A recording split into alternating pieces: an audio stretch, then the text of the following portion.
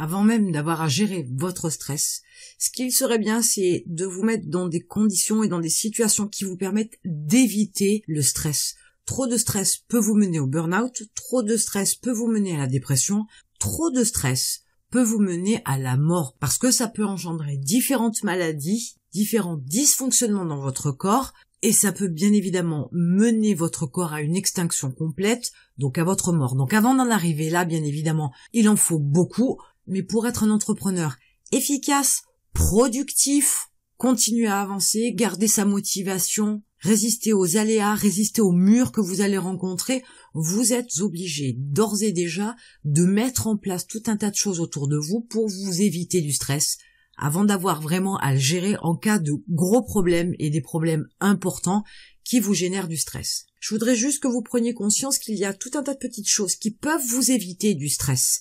Il y a des situations que vous connaissez aujourd'hui ou que vous allez connaître plus tard, qui vont générer du stress parce que vous ne les maîtrisez pas, vous ne les contrôlez pas, vous ne les connaissez pas, ou parce que vous n'avez pas travaillé sur vous-même pour pouvoir gérer le stress que cette situation-là génère. Ça, c'est plutôt une démarche où vous allez gérer votre stress. Mais en amont, vous avez des choses à faire. Alors, voyons ce que vous pouvez faire dès aujourd'hui pour pouvoir vous éviter le stress dans votre vie quotidienne d'entrepreneur, mais ça va aussi s'appliquer à votre vie personnelle, et vous verrez que petit à petit, vous allez aussi arriver à vous détendre, à regarder les choses sous un autre angle, et plus vous évitez le stress, plus vous avez de chances d'avoir moins de stress, et il sera beaucoup plus facile de gérer du stress quand vous en aurez. La première des choses qui est toute simple, c'est l'organisation. Si je prends l'exemple d'une réunion que vous avez par exemple avec les différents prestataires avec lesquels vous travaillez. Si cette réunion est par exemple le jeudi, pourquoi ne pas régler tous les détails de cette réunion 15 jours auparavant ? Autrement dit, vous allez pouvoir prendre des notes, vous allez mettre les notes au propre, vous allez peut-être créer des diaporamas, peut-être que vous allez y ajouter des vidéos, et en ayant fait tout cela 15 jours au préalable, ça a aussi le temps de monter dans votre cerveau, peut-être que vous allez rajouter des choses en cours de route, mais le jour de la réunion, vous serez prêt. Ce n'est pas la peine de faire les choses le lundi. Pour la réunion, le temps est beaucoup trop court, le laps de temps entre les deux est beaucoup trop court. Et s'il y arrive un souci en cours de route, s'il y a un aléa de parcours, s'il y a une urgence qui vient se présenter, vous n'aurez alors plus le temps de vous organiser pour cette fameuse réunion. Donc l'organisation de votre temps, l'organisation de vos tâches est très importante. N'hésitez pas à prévoir bien à l'avance tout ce que vous avez à faire quand vous savez que ça peut vous causer du stress, parce que cette préparation-là et le temps que vous allez pouvoir avoir devant vous pour pouvoir le faire va vous éviter justement de stresser parce que vous avez le temps de le faire. Et bien sûr, évitez de procrastiner parce que si vous remettez à chaque fois au lendemain, très vite vous allez vous retrouver à la veille de la réunion et vous n'aurez absolument rien préparé. Et là, il va y avoir énormément de stress. La deuxième chose que vous pouvez faire, c'est anticiper. Si je reste sur l'exemple de la réunion, vous avez cette fameuse réunion, admettons qu'elle soit prévue un lundi. Vous vous êtes organisé au préalable, vous avez créé vos diaporamas, vous avez listé les sujets à aborder, les projets sur lesquels vous souhaitez une évolution et comment ça va se passer, etc. Donc tout est mis en place, pas de problème.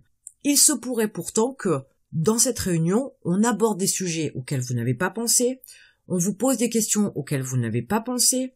Il y a des personnes qui vont s'absenter parce qu'elles ne pourront pas venir, parce qu'elles ont un souci pour se déplacer, parce qu'elles auront un enfant malade, peu importe. Alors il y a tout un tas de choses qui pourraient se passer à ce moment-là, qui pourraient arriver et auxquelles vous n'avez pas forcément pensé. Et lors de la réunion, le lundi, vous risquez de vous retrouver face à un silence, face à un mur, face à tout un tas de questions que vous vous posez parce qu'il y a une situation que vous n'avez pas anticipée. Et là, ça peut être le stress. Et là, la réunion, elle peut tomber à l'eau, tout comme elle peut très mal se passer parce qu'il y a une source de stress que vous n'avez pas anticipée. N'hésitez pas à envisager le meilleur comme le pire pour cette réunion-là, parce que c'est justement en anticipant cette mauvaise partie-là que vous aurez aussi tout préparé au préalable et vous ne vous retrouverez pas dans le stress puisque vous saurez répondre quoi qu'il puisse arriver. Dans la même lignée, cette fameuse réunion, je l'ai légèrement abordée dans le premier point, ne travaillez jamais dans l'urgence. L'urgence est une source de stress. Le stress vous empêche de réfléchir, ou du moins vous réfléchissez mal, vous n'arrivez pas à prendre du recul sur les choses, Donc du coup, travailler dans l'urgence, c'est toujours aussi travailler dans le stress. Et comment vous l'éviter? Tout simplement, justement, en s'organisant, en anticipant et en effectuant un travail sur ses méthodes de travail, sur ses processus de travail, etc., de façon à ce qu'il n'y ait jamais d'urgence. L'urgence, elle doit être traitée quand justement c'est ponctuel, c'est exceptionnel, mais ça ne doit pas être récurrent si vous voulez éviter le stress. Des situations de stress, parce qu'on a des choses à régler en urgence, en catastrophe, vous en avez déjà connu et vous en connaîtrez encore. Mais moins vous vous laissez l'opportunité de travailler dans l'urgence, plus ce sera facile de gérer ces vraies urgences qui, elles, nécessitent ponctuellement que vous mettiez un coup de fouet et que vous puissiez, malgré cette petite dose de stress, que vous puissiez travailler efficacement. Et bien sûr, ces tracas, ces problèmes, ces urgences qui génèrent du stress, il faut aussi le regarder sous un autre angle. Il faut relativiser. Il y a des choses qui vont être importantes, par exemple, pour un client, mais qui ne vont pas être importantes pour vous. Il faut relativiser ça et se dire que la priorité des priorités, c'est votre santé. Ça, c'est le plus important. Tout le reste, dans une certaine mesure, est secondaire, n'est pas vital, n'est pas létal, n'est pas mortel. Mais pour autant, l'urgence de quelqu'un n'est pas forcément votre urgence. Quelqu'un qui a de mauvaises paroles vis-à-vis de vous, c'est la même chose. Prenez du recul, relativisez. Peut-être que cette personne-là, elle a des raisons d'avoir de mauvaises paroles envers vous, mais pour autant, elle n'a pas forcément raison, mais elle n'a pas forcément tort. Et suivant votre état d'esprit, suivant votre journée, etc., vous allez peut-être pas prendre les choses de la même manière que d'habitude.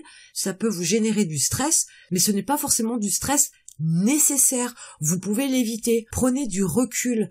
Si ça vous touche, c'est une bonne chose parce que ça permet aussi de vous remettre en question, mais ça ne doit pas générer du stress, ça ne doit pas générer de la colère. Ce n'est pas très important. Ce n'est pas vital. Donc ne prenez pas les choses à chaque fois au pied de la lettre.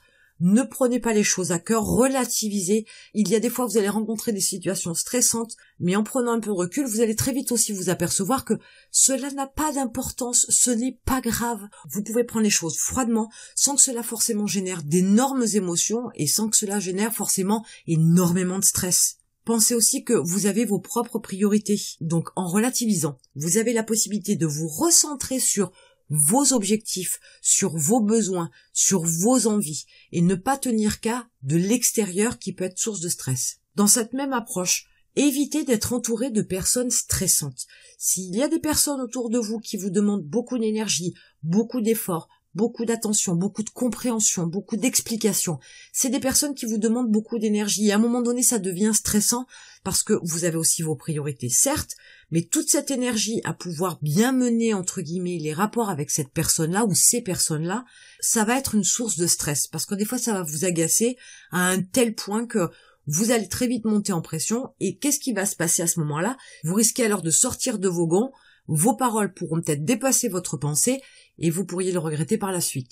Donc évitez d'être entouré de personnes stressantes. Trouvez des personnes qui vous ressemblent, qui ont la même façon de penser, qui ont la même façon d'aborder les choses ou qui sont plus calmes et plus sereines que vous, de façon déjà à pouvoir vous nourrir de cette sérénité, mais aussi de pouvoir être beaucoup plus apaisé parce que ces personnes-là autour de vous vont être beaucoup plus calmes, beaucoup moins tendues et bien évidemment très peu stressées. Tout comme il vous faut éviter d'être entouré de personnes qui vous font monter dans le stress, vous devez aussi adapter votre environnement.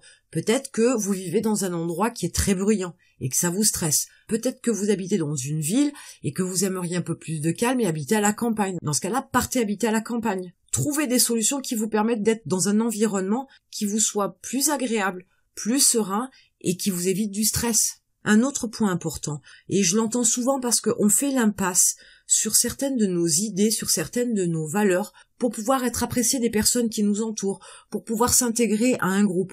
Et là, je vous dis non, restez qui vous êtes, restez en adéquation avec vos idées, vos valeurs, vos pensées, votre vision des choses. Parce que si vous vous changez, vous êtes obligé de faire un effort supplémentaire. Et cette énergie que vous utilisez à être en adéquation avec d'autres personnes, sur des valeurs, sur des idées, sur des visions qui ne sont pas les vôtres, il y a un moment donné, ça va vous épuiser et la fatigue que ça va générer fera que forcément vous allez aussi monter en stress parce que quelquefois vous allez entendre des choses qui ne vont pas vous convenir, vous allez être obligé de vous taire et de dire oui à des choses qui ne vous conviennent pas et ça va générer de la tension et par la suite aussi pas mal de stress. Donc restez vous-même, ne mentez pas ni à vous ni aux autres, restez qui vous êtes, ce sera beaucoup plus simple de côtoyer des personnes, d'aller dans des endroits, dans des réceptions, dans des cocktails, d'aller voir des fournisseurs, d'aller voir des partenaires, si vous êtes qui vous êtes et que vous assumez, plutôt que de vous transformer en quelqu'un de différent, histoire d'être apprécié. Vous verrez que de toute façon, sur le long terme, ça ne fonctionne pas. Et enfin, une petite chose toute simple, qui peut vous faire gagner en sérénité et vous éviter énormément de stress, c'est déléguer ce qui vous stresse. C'est aussi simple que ça. Écrire des articles, ça vous stresse, déléguer.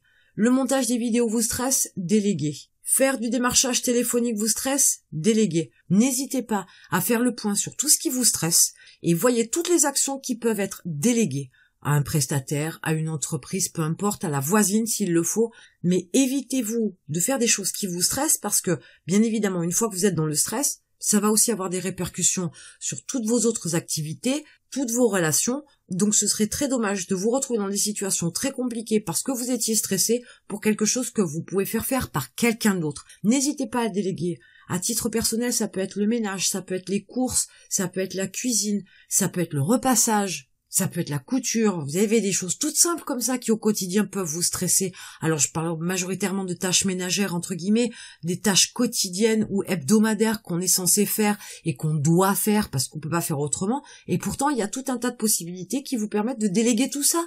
Inutile de faire des choses qui vous stressent alors que vous avez la possibilité d'être très serein et de pouvoir vivre en pleine quiétude, en pleine sérénité et pouvoir être nettement plus efficace, nettement plus productif dans votre business et par ricochet, bien évidemment, dans votre vie personnelle. Et avec tout ça, en faisant le point sur votre vie, votre mode de fonctionnement, votre organisation, votre business, vous allez voir aussi qu'en tant qu'entrepreneur, vous avez l'obligation d'éviter le stress. Parce qu'il y a tout un tas de choses qui vont venir se greffer.